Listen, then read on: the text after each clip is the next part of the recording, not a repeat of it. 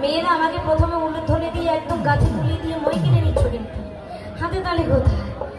তোমরা হাতে তালি না দিলে আমি একটুও নাচবো না, পুতুলের মতো দাঁড়িয়ে থাকবো। কিন্তু তাহলে হবে তো? চলো। আমার স্বাদের পোষা ময়না